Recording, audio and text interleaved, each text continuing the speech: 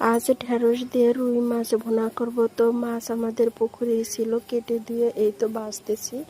তো যাই হোক, আমি এখন মাছগুলো ভাজা হয়ে গেছে, এক এক করে উঠাবো। এই তো মাছ উঠিয়ে এখন আবার ঢেঁড়স ভাজতেছি। তো দেখুন আমার মাছগুলো ভাজা অনেক সুন্দর হয়েছে। যাই হোক, ঢেঁড়সটা ভালো করে ভেজে নিব। আর এভাবে আমার মা মাঝে মাঝে রান্না করতো, তো আমার মনে পড়লো মার মতো আজকে রান্না করি। যাই হোক, যেই কথা সেই কাজ, আমি ঢেঁড়সই তো ভাজতেছি। আমি গ্রামের মেয়ে, আমি সাধারণভাবেই রান্না করে থাকি। তো যেভাবে রান্না করি ঠিক সেভাবেই আপনাদের সাথে শেয়ার করলাম।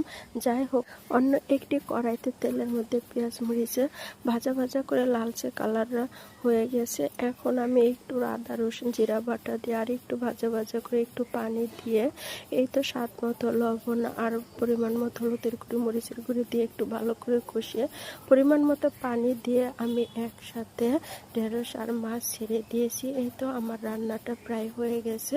দেখুন আমার রান্নাটা কি সুন্দর হয়েছে। তো ভালো লাগলে লাইক কমেন্ট করে জানাবেন।